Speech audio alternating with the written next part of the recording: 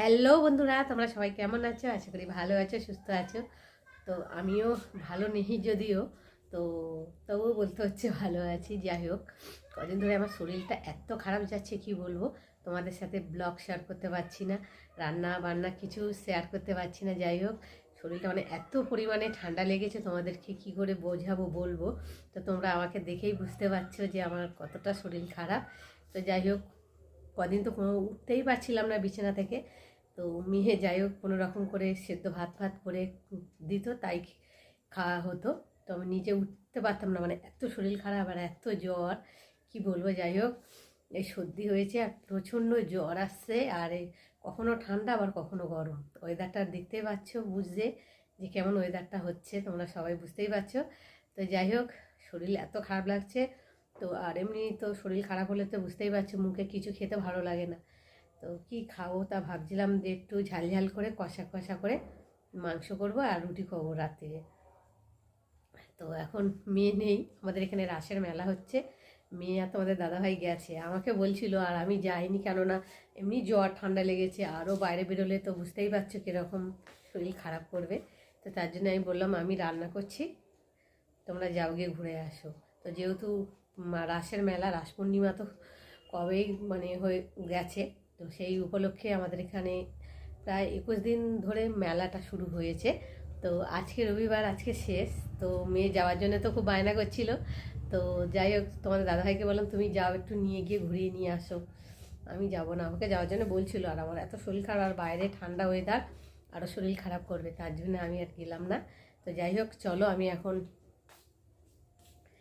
রান্না বসিয়েছি, মানে চিকেন কষা করব, তার জন্যে দেখো গ্যাসটা জ্বলছে এদিকে, বুঝতেই পারছো। এই যে শরীর খারাপ লাগছে। তো চলো আমি এখন রান্নাটা শুরু করি, আবার তোমাদের সঙ্গে দেখা হবে। তো চিকেনটা বসিয়ে আটা মাখবো। এই দেখো আটা নিয়ে এসেছে মেয়ে, কিনে দিয়ে তারপরে গেছে। আমাদের আটা এমনি সব বেশি করে কেনা হয়, যেহেতু শেষ হয়ে গেছে। তো তার জন্যে মেয়েকে বললাম কিনে দিয়ে যা, আমি ততক্ষণ রুটির তরকারিটা করবো, তোরা এসে খেয়ে নিবি। তো চলো আমি এখন চিকেনটাকে বসাই। প্রথমে কড়া বসিয়েছি, কড়াতে এবার ফার্স্টে তেল দিয়ে, দেখো বন্ধুরা কড়া বসিয়েছি আর তেলটা গরম হয়ে গেছে। তেলটা এত গরম হয়ে গেছে, দেখো কড়াটা পুরো জ্বলে গেছে।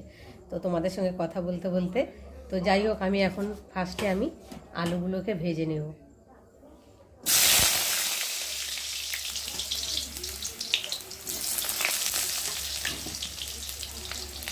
কদিন তো রান্নাবান্না একদমই করতে পারছি না, এত পরিমাণে শরীর খারাপ, ভালো লাগছে না, বেশি এত উঠতে ইচ্ছে করছে না। বুঝতে পারছে যে শরীর খারাপ হলে কিছু করতে ইচ্ছে করে না, কী করবো। তো যাই হোক, মেয়ে আমার ছিল বলে অনেকটাই রেহাই, মেয়ে সব কিছু করেছে, যাই যাই করুক, যেটুকু করুক করেছে। তো চলো, তো দেখো বন্ধুরা, আলুগুলোকে ফার্স্টে ভেজে নিচ্ছি। আর এখানটা এই যে মশলা বলতে পেঁয়াজ কুচিয়ে নিয়েছি, রসুন আদা বেটে নিয়েছি, আর গুঁড়ো মশলা তো রয়েছেই। আর এখানে দেখো চিকেনটাকে নুন হলুদ লঙ্কা সব মাখিয়ে রেখে দিয়েছি। আর এখন এই যে আলুগুলোকে একটু ভালো করে ভেজে নেবো। তো ভাজা হয়ে এসছে দেখো। আর আলুগুলোকে আমি খুব ছোট ছোট করে দিয়েছি, কেন চিকেনটা একটু কষা কষা করবো তো, আর একটু বেশি বড় বড় করে আলু দিলে তো সেদ্ধ হবে না, তার জন্যে আমি ছোট ছোট করে দিয়েছি। আর এই চিকেনের মধ্যে আমি জল দেবো না, পুরো একদম মশলা দিয়ে কষা কষা করবো, তার জন্য। তো দেখো বন্ধুরা, আলুগুলোকে ভেজে তুলে নিয়েছি, কড়াতে তেল আছে, ওই তেলের মধ্যে এখন আমি দিয়ে দেবো কেটে রাখা পেঁয়াজগুলোকে, দিয়ে ভালো করে ভেজে নেব।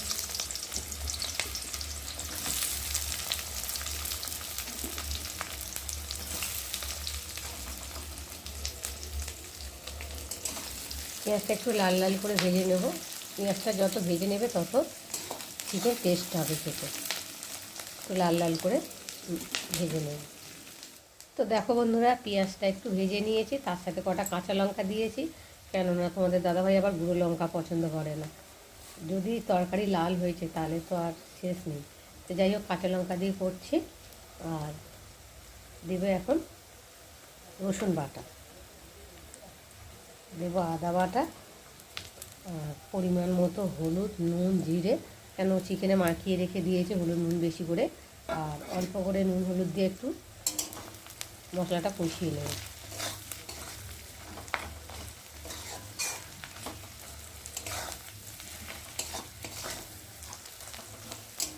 কাঁচা লঙ্কার তরকারি তো মানে সাদা হয়, তো কিন্তু পেটের পক্ষে ভীষণ ভালো। গুঁড়ো লঙ্কা খেলে তো পেট জ্বালা জ্বালা করে, তোমাদের দাদাভাই সহ্য করতে পারে না, রেগে যায়। আর চিকেন একটু লাল লাল মতো কালার না আসলে না যেন ভালো লাগে না, একটু কালার হবে, দেখতেও ভালো লাগে, খেতেও ভালো লাগে, তাই না বলো বন্ধুরা? তো যাই হোক, আমি এখন মশলাটা একটু ভালো করে কষিয়ে নিই। তো দেখো বন্ধুরা, মশলা ভাজা ভাজা হয়ে গেছে, আর মশলা থেকে তেলও ছেড়ে দিয়েছে, আর মশলা যে ভাজা হয়ে গেছে তার দারুণ একটা গন্ধও ছেড়েছে। তো যাই হোক, এখন আমি দিয়ে দেবো চিকেনগুলোকে, দিয়ে ভালো করে কষিয়ে নেব।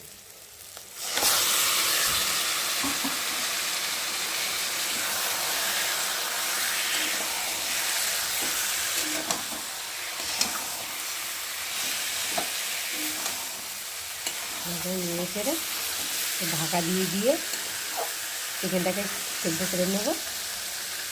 তো দেখো বন্ধুরা, চিকেনটা ভালোভাবে কষিয়ে আর আলুগুলোকে ঢেলে দিয়েছি, দিয়ে আর এখন ভালোভাবে কষাচ্ছি। দেখতে পাচ্ছ কষাতে কষাতে এত মাংস সেদ্ধ হয়ে গেছে, মাংস ছেড়ে ছেড়ে যাচ্ছে।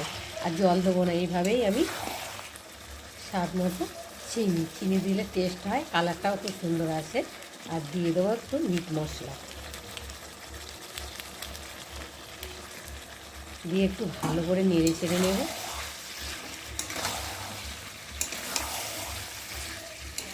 তো বন্ধুরা, আজকে আমার এই চিকেন কষা রেসিপি কেমন লাগলো তোমরা কিন্তু অবশ্যই কমেন্ট করবে, আর ভালো লাগলে লাইক কমেন্ট শেয়ার করো, আর আমার চ্যানেলে যদি নতুন হয়ে থাকে চ্যানেলটাকে সাবস্ক্রাইব করো। আবার তোমাদের সঙ্গে দেখা হবে পরের ব্লগে, ততক্ষণ তোমরা তোমাদের খেয়াল রাখো। তোমরা আমার চ্যানেলটাকে সাবস্ক্রাইব করতে থাকো, আর আমি এদিকে ঢালতে থাকি। চলো টাটা।